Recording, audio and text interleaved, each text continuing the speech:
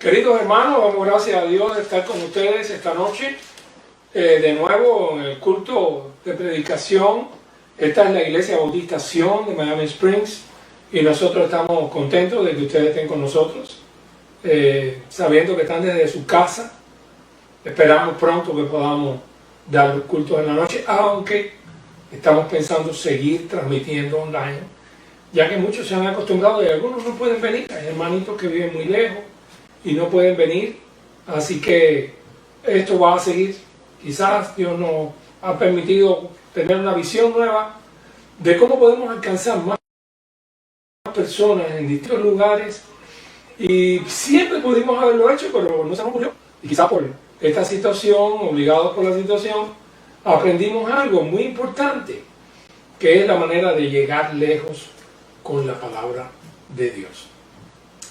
Estamos todavía en el mes de la juventud y yo espero que hayan oído mi llamado que le hice a las familias de la iglesia en esta mañana, de que por favor hicieran lo posible para que los jóvenes, sé que mañana van a empezar sus clases, pero quisiera que hicieran un alto, un rato, para que ellos puedan escuchar un mensaje dedicado a la juventud.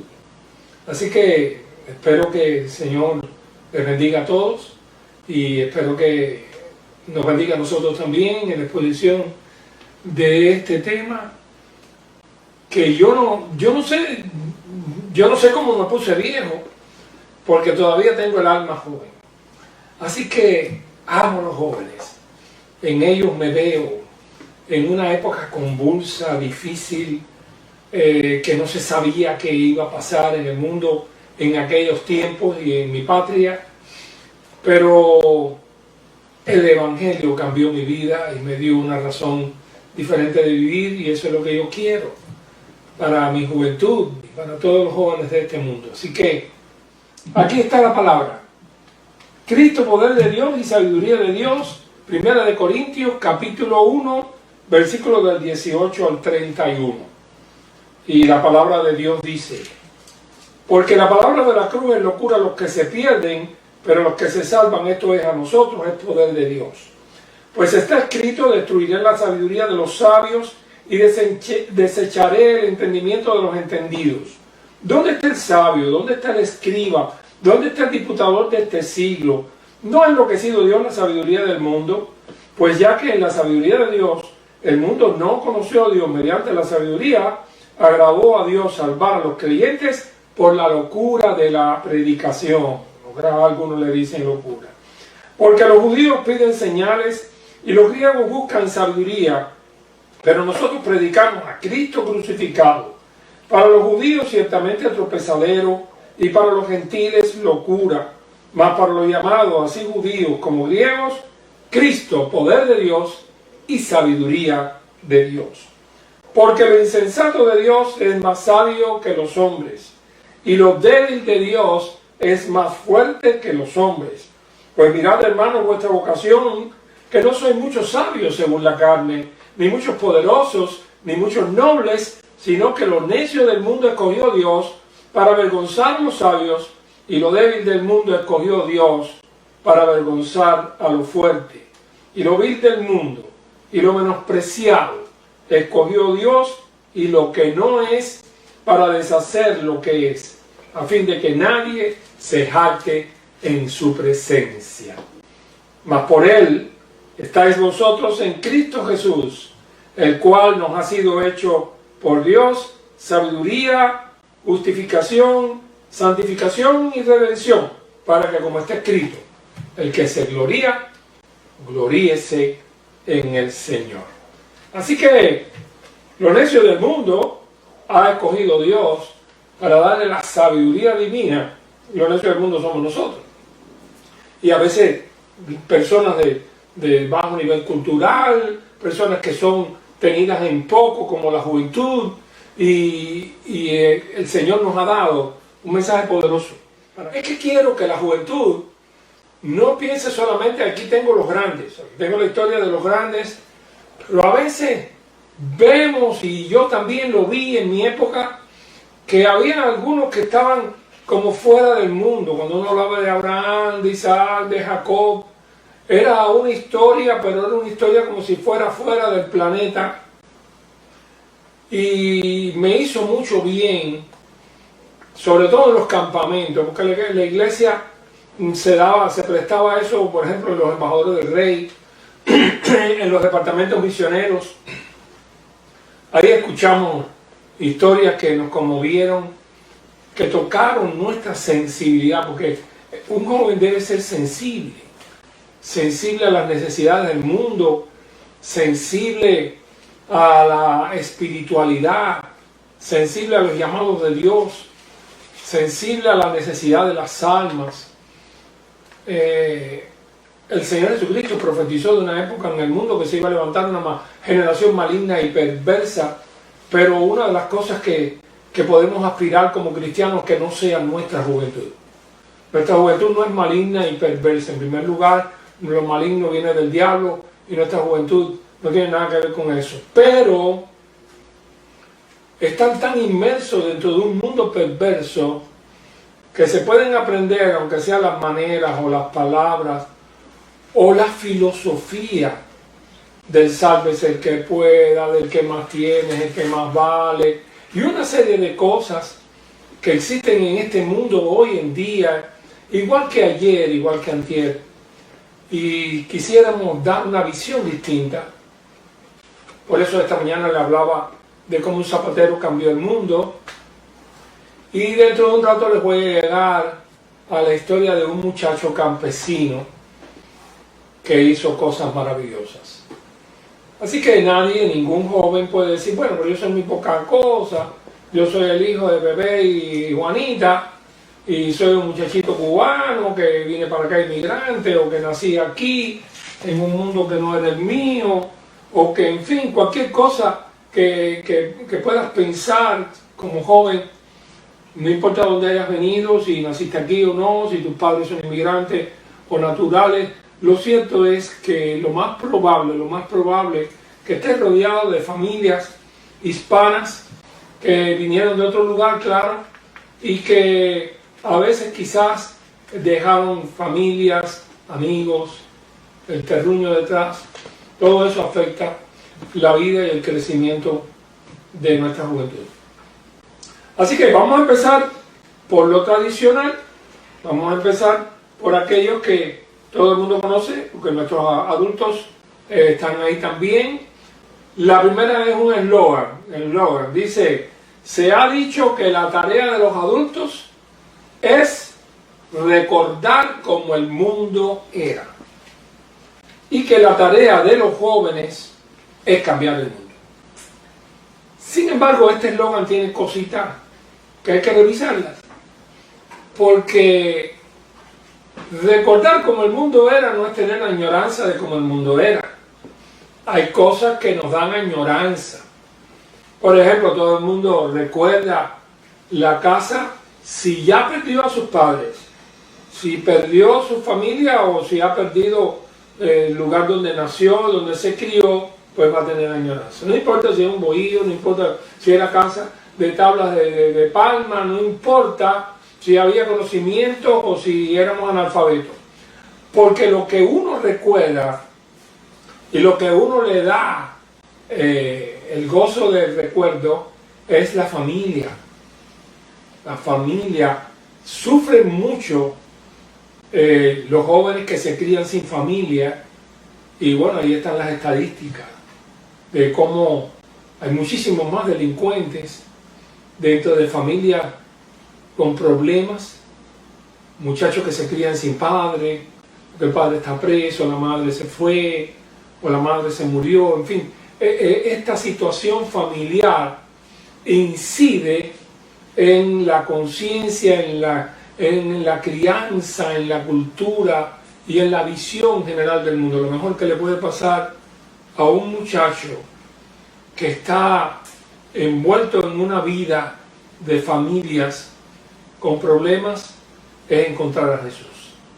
Yo vi eso, yo lo vi, y todo pastor lo ha visto el poder que tiene el Evangelio para dar una nueva familia a aquellos que no la tienen, aquellos que están solos, como dice aquí, lo vil del mundo, lo menospreciado, gente solitaria, gente pobre, y que a veces no son tenidos en cuenta, sin embargo, han sido importantes en la vida de una iglesia, importantes en la vida de una comunidad. Así que, sí, ese es lo que dice el eslogan. No puedo asegurarse que sea así, porque hay muchos jóvenes que no han puesto su mano en el arado para cambiar al mundo. Y los que han tenido que poner la mano en el arado han sido los adultos. Eso es problemático. El Evangelio y su mensaje es una tarea siempre joven. Jesús era un joven cuando empezó su ministerio. Es necesario que sea entusiasta. La Biblia habla de muchos personajes que jugaron un papel importante en la extensión del conocimiento de Dios. Muchos fueron jóvenes, pero otros no eran tan jóvenes. Así que si hay algún adulto que piensa que porque tiene un bastoncito, por eso no puede hacer cosas, les puedo contar la historia de muchos con bastoncitos que cambiaron pueblos completos. Ahora, hay algunos jóvenes que ustedes conocen en la historia bíblica que ni siquiera dieron el primer paso. Y para eso, el mejor de todos es el joven rico. Fíjense que no sabemos ni cómo se llama. Hay una serie de jóvenes en la Biblia que nosotros sabemos cómo se llama: Sadrach, Mesach, Abednego, Daniel, Josué, en fin, hay una pila de ellos, que sus nombres: Timoteo, Onésimo, Tito. Pero hay otros que pasaron, como dice la poesía, pasará por mi vida sin saber que pasaste. Y esta historia del joven que ustedes conocen, llamado el joven rico, está en Mateo capítulo 19. Ahí en Mateo 19, el joven rico, aquí está, el joven rico. El joven rico pues vio a Jesús con tanta gente, y a dónde va Vicente, a dónde va la gente, y el joven rico quizás escuchó algo de algunos de los sermones de Jesús y demás, y él tenía preocupaciones sobre la eternidad, y le hace la famosa pregunta: ¿qué bien haré para heredar la vida eterna? Pero ya la pregunta venía buscando una respuesta adecuada a su pregunta: ¿qué bien haré? ¿Qué bien? Entonces él estaba pensando que la vida eterna la iba a conseguir con algún tipo de obras. Por eso él dice: ¿qué bien haré? Cuando Jesús le responde y le deja en claro que no son bienes, que no es religiosidad, que seguir el Evangelio significa quizás perderlo todo, y hay que estar dispuesto a seguir a Jesucristo primero que nada. Entonces, después de aquella pregunta: ¿qué más me falta? Yo he sido religioso, yo he cumplido la ley, yo bla bla bla.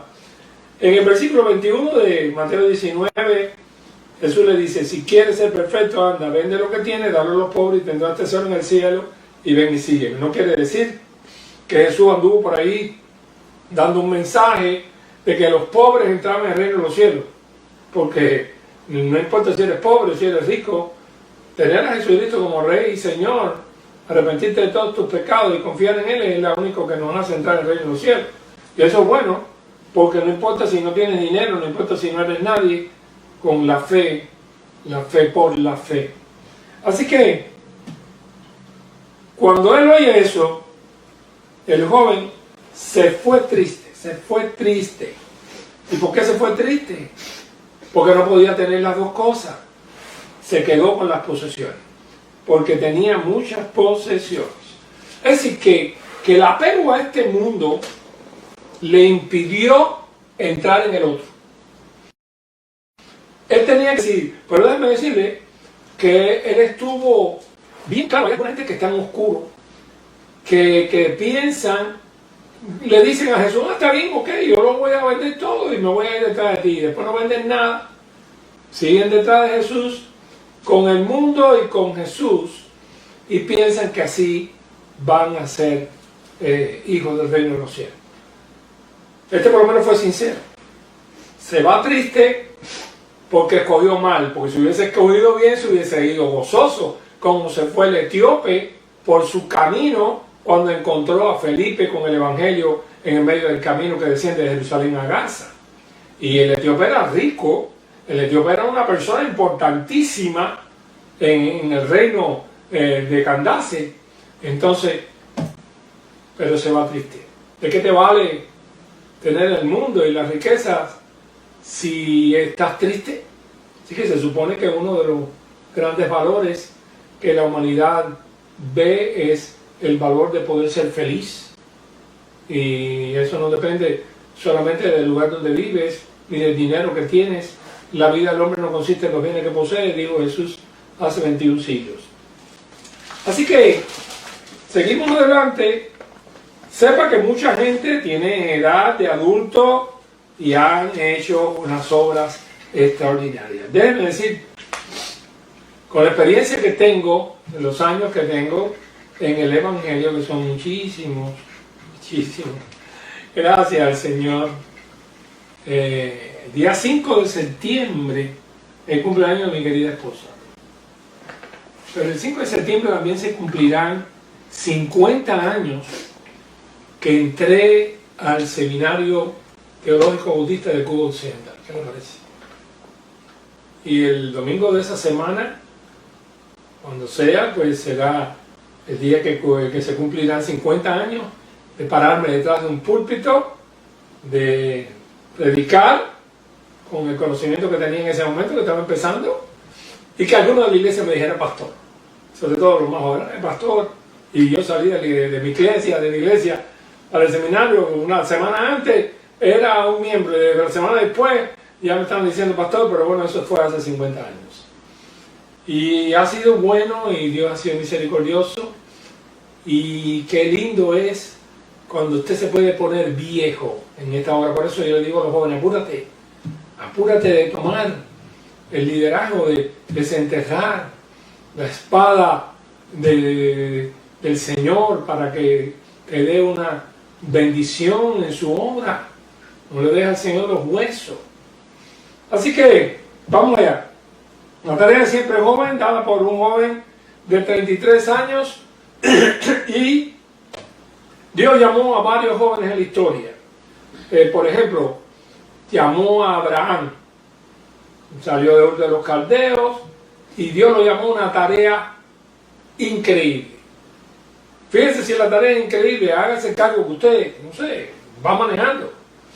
Y cuando va a llegar a una ciudad, por ejemplo, Miami Beach, usted pasa el puente, y cuando esté encima del puente y va a empezar a bajar para allá, para Alton Road, entonces el Señor le dice, mira, tú ves toda esa, todos esos edificios, toda esa zona, todo eso es tuyo.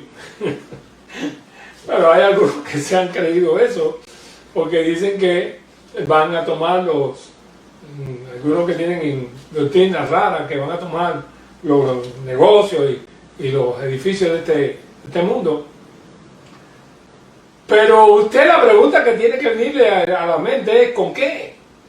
¿Cómo yo ocupo todo eso? Y cuando Abraham recibió ese mensaje de parte de Dios, todo esto te da esta es la tierra que yo te he llamado para que sea tuya, ahí en Génesis capítulo 12, bendeciré a los que te bendigan, a los que te maldigan maldeciré, serán benditas en ti todas las familias de la tierra. Cuando Abraham pudo mirar desde alguna loma a la tierra prometida, lo que vio fue miles montados a caballo, con una cimitarra, otros matándose, unas ciudades por ahí gigantescas y carreras. Entonces, y como yo conquisto, ahora llego yo aquí y le digo, paren todo, aquí estoy yo, el dueño, miren, yo soy el dueño de esto, piénsense de aquí.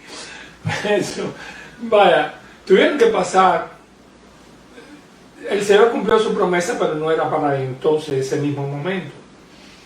Tenía que nacer Isaac, después venir Jacob, tener toda una historia que tenemos en Génesis, bellísima, hasta que José es vendido por sus hermanos a Egipto, y allá en Egipto José hace lo que un joven fiel hace, fue puro, renunció al pecado y Dios lo levantó como segundo hombre de Egipto. Después hizo que su pueblo fuera para allá y así. Por esas decisiones que quizás cualquiera de sus amigos lo hubiera dicho, eres un tonto, ni de tonto nada. Está jugando un papel para el reino de Dios. Y es por eso que en Egipto Israel se cría y se crece y se convierte en una nación, porque José dijo no. Y quizás ustedes, jóvenes que me escuchan, y los menos jóvenes, o los jóvenes adultos, pensarán que una simple decisión no cambia nada en su vida, pero sí cambia. Una decisión puede cambiar la vida de muchísima gente. Si decides con Dios, Dios puede multiplicar tu decisión en bendición. Así que todo este llamado de Dios a Abraham hizo que se formara después un pueblo, y ese pueblo un día Dios llamara a Moisés, se levantara y se llevara a su pueblo, pasara por el desierto, llegara a la tierra de Canaán, pero ya no era un hombre con un palito y un embolso de ropa sucia. Ahora era un pueblo con la bendición de Dios y con un testimonio de que Dios lo había ayudado por el desierto, abrió el mar, ganó batallas a ejércitos poderosos, y delante de él le iba precediendo la fama que hacía que sus enemigos temblaran, como le dijo Tamar, la mujer de Jericó. Así que cuando llegan a Jericó, que aquellas murallas eran gigantescas, que llegaban al cielo, Josué, que es otro de esos nombres de los grandes, salió a dar una vuelta a ver qué pasaba allí y cómo le podían meter mano a aquello, que era una cosa gigantesca, y ellos no tenían ningún misil ni ninguna drones con poderosos. Sin embargo, lo que dice que él, estando fuera cerca de Jericó, capítulo 5 de Josué, versículo 13, alzó sus ojos y vio un varón que estaba delante de él, el cual tenía una espada desenvainada en su mano. Él pensó, este viene a matarme, este tiene que ser de los enemigos. No se daba cuenta de quién era, no lo conocía, y si él no lo conocía a Josué, pues entonces no era de los nuestros. Pero Josué, yendo hacia él, supongo que habrá sacado ya la espada. ¿Eres de los nuestros o de nuestros enemigos? Qué osado era. Y echaba adelante, como decimos nosotros. Él respondió, no, está equivocado. Ni de los nuestros ni de los enemigos.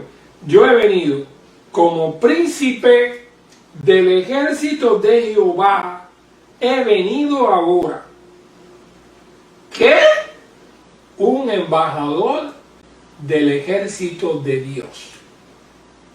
Entonces Josué, postrándose sobre su rostro en tierra, le adoró y le dijo, ¿qué dice mi señor a su siervo? Y el príncipe del ejército de Jehová respondió a Josué, quita el calzado de tus pies, porque el lugar donde estás es santo. Esto nos hace pensar de que lo que Josué vio aquí, Josué vio en una de las apariciones de la segunda persona de la Trinidad, una teofanía en el Antiguo Testamento, porque estaba en un lugar santo, y es lo mismo que le dice Jehová a Moisés en la zarza. ¿Se recuerdan? Cuando Moisés dice, oye, una salsa que se quema y no se acaba, voy a ver qué pasa aquí. Y entonces el Señor le dice, quita el calzado de tus pies, porque el lugar en que estás es santo. Y era el Señor Jehová. Así que este es el punto. Pero el punto es que Josué no estaba solo. El punto es que Josué tenía el ejército más poderoso del universo a su favor. ¿Tú te has puesto a pensar en lo que perdió el joven rico por los bienes de este mundo? Eso lo aprendí yo cuando era un joven.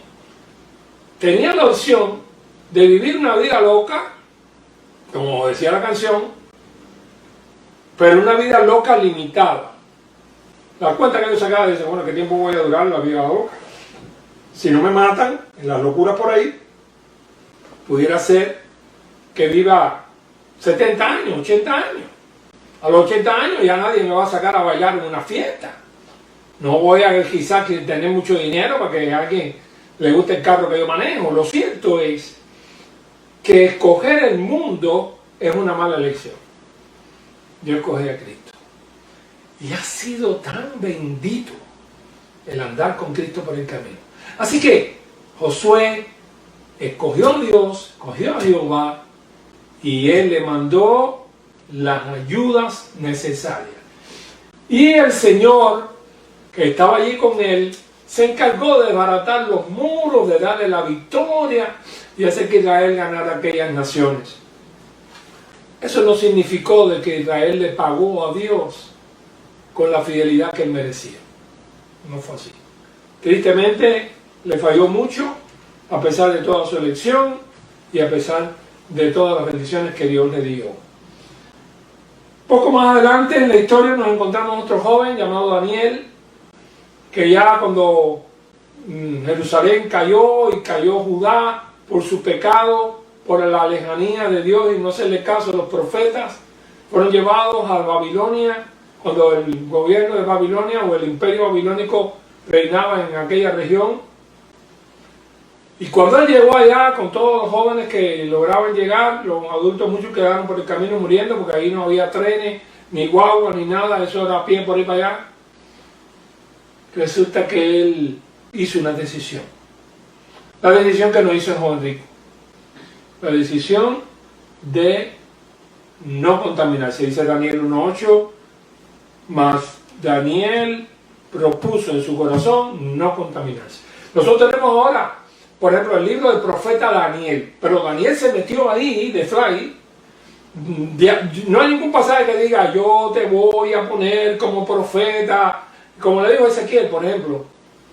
No le dijo así. Él dijo, oye, aquí yo no voy a contaminar, y Dios lo usó, lo levantó, lo invistió de profeta y fue un hombre extraordinario. Creció y se puso viejo en su obra, influyó sobre 4 reyes, y él y Sadrach, Mesach y Abednego jugaron un papel importantísimo en Babilonia para que no desapareciera el remanente de Jehová y el regreso a la tierra pudiera traer también el Mesías prometido a su tiempo y a su momento, a su lugar. Así que le he dicho nada más, y brincando al Nuevo Testamento encontramos hombres como Saulo de Tarso. No era un viejo, sin embargo Saulo de Tarso tenía una religión equivocada, estaba obstinado, tenía un fuego tremendo en contra de los apóstoles y los discípulos. Sin embargo, el Señor lo encuentra en el camino de Damasco. Allí le dice al Señor lo que no le dijo el joven rico. Le dijo, Señor, ¿qué quieres que yo haga? Lo mismo había dicho Isaías en el templo del Señor, heme aquí, envíame a mí. Y es que con una decisión puedes cambiar tu vida, pero tienes que hacer la decisión. No puedes quedarte, no, que yo voy a la iglesia, no, que mi mamá es cristiana, no, que mi papá también, que ellos oran por mí. Qué bueno, están orando por mí, qué bueno, allá voy. La decisión tiene que ser tuya, independientemente de quién sea tu familia, si eres el hijo del pastor o si eres quien sea. Tienes que hacer tu decisión, porque Dios no tiene nieto. Eso es una frase que aprendí, no me acuerdo de quién lo dijo primero. Dios no tiene nieto, Dios tiene hijo. Dios no se relaciona con el hijo de un cristiano porque es el hijo de un cristiano. Dios quiere relacionarse directamente con el hijo de un cristiano. Y el hijo de un cristiano debe de conocer suficiente del Evangelio para hacer una decisión. Y vosotros, padres, escúchenme bien, debéis hacer todo lo posible por saber, no importa, esto no es cuestión de que no me puedo meter en su individualidad. Tiene que estar seguro de que sus hijos son nuevas criaturas, no porque le gusta ir a la iglesia, porque ahí tenga a sus amigos, porque le gusta ir a un campamento, por su decisión. Y si le dice que sí, que ha decidido por Cristo, entonces le tiene que explicar que para poder defender su vida cristiana en un mundo tan hostil, tiene que aprender a orar. Y tiene que darle su enseñanza y su ejemplo. Lo mejor que sería un padre que le dijera a su hijo, mira, vamos a hacer un plan de oración tú y yo juntos. una madre, a una joven, en fin. Estoy pensando en el protagonismo que un padre o una madre puede tener, cristianos, para ayudar a sus hijos que están empezando en el Evangelio. Yo no tuve nadie, yo no tuve mis padres que me dirigieran, que me guiaran, pero tuve una hermana. Y mi hermana fue capaz de arrancarme y llevarme del error a la verdad. Esto es importante, que alguien te ha hecho llegar al cristianismo, alguien. Y hace falta que tú lleves a alguien también. En Hebreos dice de muchos del Antiguo y del Nuevo Testamento que por fe conquistaron reinos, hicieron justicia, alcanzaron promesa, evitaron filo de espada, sacaron fuerza de debilidad, se hicieron fuertes en batalla, pusieron en fuga ejércitos extranjeros, las mujeres recibieron sus muertes mediante resurrección, más otros, pero otros fueron atormentados. Usted se imagina que Pedro murió, Pablo, lo mató Nerón en el incendio famoso de Roma, mató miles de cristianos, le echó la culpa a los cristianos de lo que decían en aquella época que él mismo había hecho, enajenado, quería componer y ver la ciudad en llamas. Y murieron estos hermanos nuestros que hubiéramos pensado que quizás eran indestructibles, y los mataron. Así que hay que prepararse de que nuestra vida no es este mundo. Otros fueron atormentados, no aceptando el rescate a fin de obtener mejor resurrección. Surgieron vituperios y azotes, prisiones y cárceles. Fueron apedreados, aserrados. ¿Sabe lo que es aserrado, no? Un serrucho,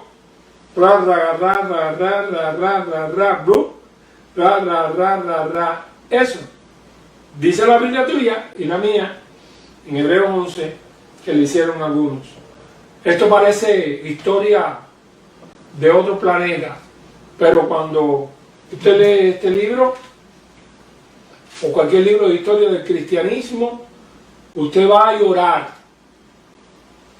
pero va a madurar, se va a dar cuenta de que el mundo no fue muy fácil para ellos, para poder sembrar el evangelio que hoy nosotros disfrutamos. Fueron apedreados, aserrados, puestos a prueba, muertos a filo de espada, anduvieron de allá para acá cubiertos de pieles de oveja, cabras, pobres y angustiados, maltratados, de los cuales el mundo no era digno, errando por los desiertos, por los montes, por las cuevas y por las cavernas de la tierra. Hebreos 11, 33 al 38, Nuevo Testamento. Así que, mis queridos hermanos, el Evangelio ha sido un sembrado de labor donde la juventud del mundo y de los siglos han dejado lo mejor de su vida.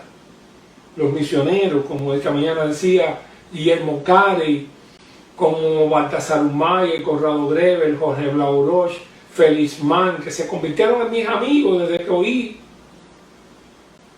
las historias terribles de las cosas que estos muchachos universitarios, jóvenes universitarios que hablaban de Dios, se había traducido el Nuevo Testamento, Erasmo de Rotterdam, discutían de religión, pero era un tiempo difícil, era un tiempo donde la oposición, en aquellos tiempos, por un lado la oposición católico-romana no permitía otra fe, y cuando vinieron los problemas de la reforma protestante, pues ellos escogieron un camino de reforma más radical, una reforma completa, y dieron su vida por eso. Pero su ejemplo, su trabajo y su victoria ha llegado a través de los siglos. Esta noche, antes de terminar, tengo para ustedes la historia de Sidney M.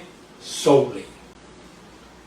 Y Y estudiando, ¿sabe que en este libro, bueno, si lo pudieran comprar, este es el libro de Historia de los Bautistas de Justo Anderson, es el libro de texto del Seminario Teológico Bautista Southwestern en Fort Worth, Texas. Y conocí a Anderson, lo conocimos en Cuba, él estuvo en Cuba en un grupo que fue con el grupo de Fort Worth y demás.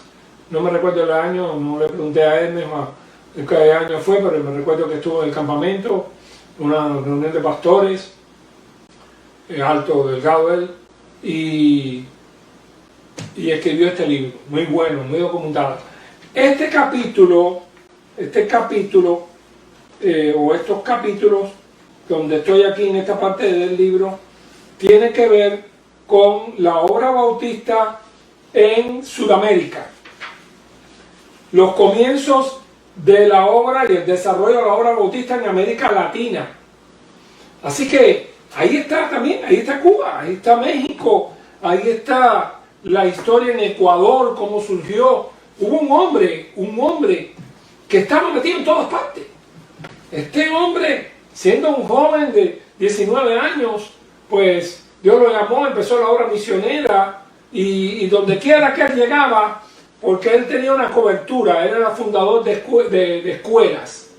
Él trabajaba con el sistema lancastriano, en Lancaster, un pastor cuáquero, y iba por distintos lugares fundando escuelas, pero lo que usaba para enseñar a los niños era la Biblia. Así que la Biblia se convirtió a través de este hombre, Thompson, el gran misionero, Joseph Thompson. Este hombre tuvo que ver con la obra en Argentina, con la obra en Chile, en Ecuador, estuvo en Cuba, en distintos lugares de América Latina, México.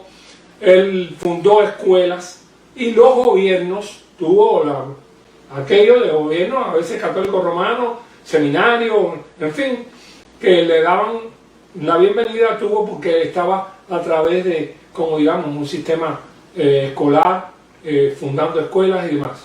Entonces, pero quiero hablarle de otro. Cuando se funda la obra en Argentina, el problema era los apoyos, los misioneros, de dónde iban a venir.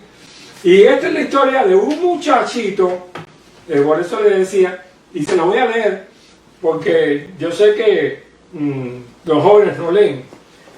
Sidney M. Sowell era el iniciador de la obra de la Junta de Richmond. Nació en Howard, estado de Virginia, el 18 de diciembre de 1871. En aquella época la obra estaba en pañales en todos los lugares. Todavía Alberto Jesús Díaz no había llegado a La Habana. Cuando criado en el campo, tenía un gran deseo de instruirse y a duras penas, era muy pobre, completó sus estudios secundarios, en los cuales leyó un pequeño libro. Ahí está el problema. Yo leí mucho y mucho me inspiré en la lectura. Y ustedes jóvenes, ¿no les gusta leer? ¿Les gusta leer los textos que les manda fulanito, menganito, esto, lo otro, o jugar con el celular? Lean. En la lectura está el conocimiento. Y si leen buenas lecturas van a encontrar inspiración. Pues lo que él leyó fue un librito sobre Argentina. Y está allá, en Estados Unidos, para allá arriba. Y él lee un librito de Argentina. Entonces, dice que un día el libro le despertó un interés y se convirtió y se bautizó cuando tenía 17 años, y más joven que algunos de nuestros muchachos. Mientras trabajaba en el campito de su padre, un día llegó a un árbol. Usted sabe que a los árboles, a los muchachos les gusta escribir, Juanita y yo, Pepita y... Bueno, pues él lo que escribió en el árbol fue: yo quiero ir a Argentina de misionero. Oye esto, pero ¿de dónde sacó? ¿Qué puede hacer una cosa así del otro lado del mundo? Un muchacho pobre. Dice que simbólicamente le escribió una carta a Dios y la puso en el tronco donde expresaba el anhelo de ser misionero en Argentina. Después siguió estudiando y aquello no se le quitó de la cabeza. Cursó estudios avanzados en la Universidad de Richmond y después fue al Seminario del Sur en Louisville, Kentucky. Más adelante de un año de licencia había de recibir el grado de doctor en divinidades de tal seminario. Siguió estudiando. Estudió con los grandes profesores bautistas de los Estados Unidos, Carver, Semple, Compass, Robertson y otros de los grandes, juntamente con su compañero de clase, J.J. Hart. Sowell escribió a la Junta de Richmond haciendo el extraño ofrecimiento de ir como misionero a Argentina. El doctor Willingham, secretario de la Junta, les avisó que la Junta de Misiones no tenía planes de abrir una obra en Argentina y de todos modos no tenían fondos para hacerlo. Él animaba a Sowell a considerar que ir a la India, que por allá estaba Karen. No obstante, Hart y Sowell persistieron en oración y pusieron al apoyo de la agrupación misionera. Los jóvenes del seminario empezaron a orar por ellos y por esta idea de Sowell y de Hart. Tal agrupación de estudiantes oró tanto que decidió levantar una ofrenda a favor de Argentina. Juntaron $1,000 y su ejemplo fue de inspiración para las iglesias de la Convención del Sur. Ellas entonces respondieron y la Junta Misionera nombró a Sowell para ir a Argentina en mayo de 1903. Estamos hablando desde 1871, 17 años más tarde, en el 86, 87, ya han pasado los años y al fin él cumple el propósito de lo que Dios le llevó. Llegó allá, por el camino paró en un lugar de misioneros, un hogar, y ahí encontró la que sería su esposa toda la vida. Así que llegó completo allá. Encontró al director que estaba haciendo obra de comportaje y llegó a ser el hombre ejecutivo, la creación de la ejecutiva entidad de Argentina, que ha seguido así por tantos años. Después, más adelante, se hizo la Convención Bautista en Argentina y él tuvo que ver con muchísimos misioneros y muchísima gente que fue a trabajar allá. Le dan para atrás el casete y tienes el árbol delante, puedes escribir lo que tú quieras ahí y puedes escribir yo amo a fulanita o yo quiero ser arquitecto, o puedes ponerle a Dios, Señor, yo quiero ser un instrumento tuyo, yo quiero ser un misionero, yo quiero ser un hijo fructífero. Yo quiero, cuando yo me vaya de este mundo, poder ver detrás de mí un campo fértil. Lo que vi en mi sueño de llamamiento cuando estaba preso, estaba solo, estaba golpeado, me había caído un palo en la cabeza, estaba recobrándome de todo aquello, y tuve el sueño aquella noche oyendo el himno del Seminario Teológico Bautista en mi mente, y oí aquel himno y detrás de mí se abrió una ventana donde vi mi vida. Sí, era un joven activo, corría por aquí, iba para allá, subía por acá, iba al campamento, iba a todo lo demás, pero no tenía frutos permanentes. Y entonces, cuando oí el himno del seminario, que todavía me cuesta trabajo decirlo, me eché a llorar. El himno que dice, ven a luchar, ¿quién puede ocioso campos blancos campos ver? Do la cosecha hay que recoger, a cada siervo dice el Señor, ven a trabajar. Y los estudiantes del seminario, de todos los seminarios del mundo, la mayoría han sido jóvenes que salían de sus casas, que salían de sus escuelas, que dejaban las carreras proyectadas, que a veces salían de primero o segundo año de medicina, que Dios los tocaba, los llamaba en una convención, levantaban la mano para ir a las misiones, salían al frente y a partir de ese momento empezaron a prepararse. En algunos lugares podían ser médicos y misioneros, en otros lugares como nuestra patria tenían que dejar la carrera para poder entrar en el seminario como algunos tuvieron que hacer. Así que había que hacer algo parecido a lo del joven rico. Había que dejar que Dios le usara en el mundo en que usted empezaba a vivir. Pero si no hubiera habido quien hacía eso, pues entonces no estaríamos aquí, yo no estuviera aquí, y ustedes no estuvieran ahí, porque no hubieran tenido pastores, ni misioneros, ni iglesias, que en un mundo hostil y difícil predicó, sufrió y padeció por traer el Evangelio hasta este momento. Como decíamos esta mañana, fue terrible las cosas que pasaron en la Edad Media. Hubo épocas donde mataban a los cristianos sencillamente por bautizarse, sencillamente por creer en el nuevo nacimiento, por creer que la Biblia, esa Biblia que tal vez te cuesta tanto trabajo llevar a la iglesia y siempre estás dando cuca y no quieres llevarla, no quieres darle la honra al libro que ha cambiado el mundo, al libro de Dios. No puedes andar con la Biblia porque eso te disminuye. Porque tú no puedes andar con un libro, porque eso te hace menos. Es una tontería, te hace grande. Solamente los grandes han sido capaces de honrar la Biblia cuando les costaba la vida. Hemos contado cuando nosotros en el año 66, 67 teníamos que ir a la iglesia y llevamos la revista del Escuela Dominical y llevamos la Biblia. Hubo una época en que a los que andaban en la Biblia, con la Biblia en la mano en la calle, los llevaban y se lo llevaban a la policía. Así que nadie te va a llevar esta vez. Joven cristiano, busca tu Biblia. Tal vez tiene una dedicatoria que te la regaló el pastor o alguien. Si no la tienes, pídesela a tus padres. Si no, cómpratela tú. Pero la Biblia es la palabra de Dios. Lee buenos libros. Inspírate, porque ustedes están metidos en una gran batalla.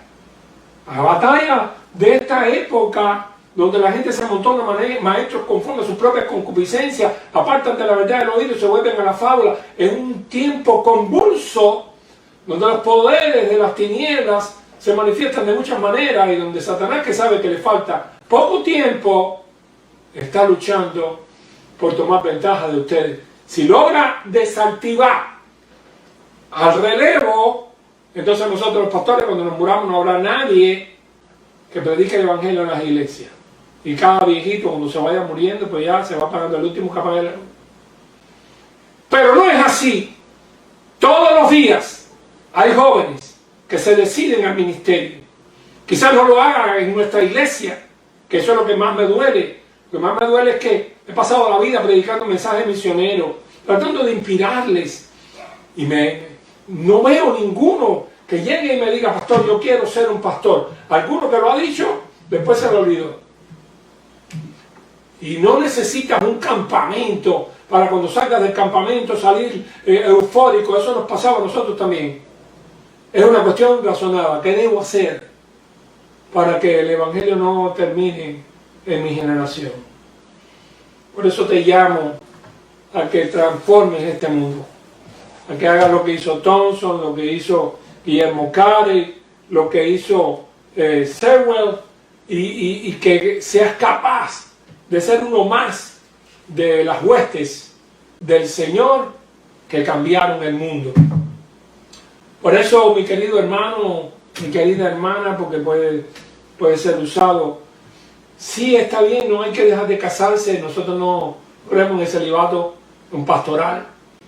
No te puedes casar, puedes tener tus hijos, puedes tener tu hogar, pero sí con la visión de abrir la obra en algún lugar, de predicar el Evangelio, de prepararte, de ser un obrero de Dios en medio de un mundo que necesita obreros. Dios te bendiga, mi querido hermano, mi querida hermana.